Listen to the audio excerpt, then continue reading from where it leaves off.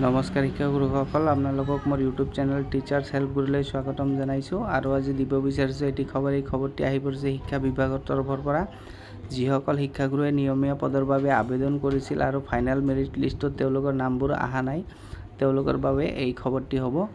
আৰু যদি আপোনালোকে মোৰ চেনেলটো ছাবস্ক্ৰাইব কৰা নাই তেতিয়াহ'লে চেনেলটো ছাবস্ক্ৰাইব কৰি ল'ব, লাইক কৰিব, শ্বেয়াৰ কৰিব আৰু বেল আইকনটো দবাই দিব, যাতে সকলো ধৰণৰ খবৰ আপোনালোকে পাই থাকিব পাৰে। যোৱাকালি কিছুমান শিক্ষকৰ নামবোৰ অহা নাছিল ফাইনেল মেৰিট লিষ্টত, তেওঁলোকে বহুত ধৰণৰ চিন্তিত হৈ আছিল। তাৰ বাবে এখন ভিডিঅ' বনাইছিলোঁ মই, যাতে টেনশ্যনটো অলপ কমিব পাৰে, কাৰণ বহু শিক্ষকে বহু ধৰণৰ চিন্তাত পৰি যায়। আৰু আজি শিক্ষা বিভাগে এটি নটিফিকেশ্যন ওলাইছে গ্ৰিভেন্স কেনেকৈ দিব। যিসকলৰ নাম অহা নাই ফাৰ্ডাৰ ভেৰিফিকেশ্যন হ'ব, তেওঁলোকৰ ডকুমেণ্টছবোৰ আপলোড কৰিব যেতিয়া আপোনালোকে গ্ৰিভেন্সত কৰিব।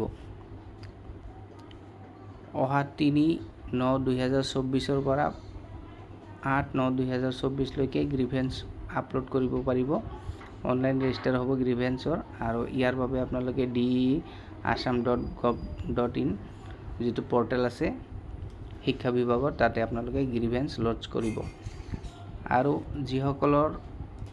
যিসকলৰ নাম আহিছে, যদি তেওঁলোকৰ এপইণ্টমেণ্ট লেটাৰত কিবা এটা মিছমেচ হৈ থাকে, এতিয়া 2 নম্বৰ পইণ্টত দিয়া আছে, যিসকল শিক্ষাগুৰুৰ ফাইনেল মেৰিট লিষ্টত নাম আহিছে আৰু তেওঁলোকৰ নামবোৰ বানান বা কিবা কিবি যদি স্কুল বা ডিষ্ট্ৰিক্ট যদি চেঞ্জ হৈ থাকে, কিবা যদি ভুল হৈ থাকে, তেওঁলোকে গ্ৰিভেন্স লড্জ কৰিব পাৰিব।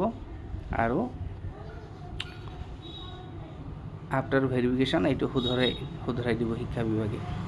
গতিকে চিন্তিত নহ'ব, সকলোৱে পাব। ইয়াতে কিমানজনে আবেদন কৰিছিল আৰু কিমানজনৰ নাম হোল্ড লিষ্টত আছে তাৰে নাম্বাৰ দিছে। 834 এপ্লিকেণ্টছ দিয়া আছে।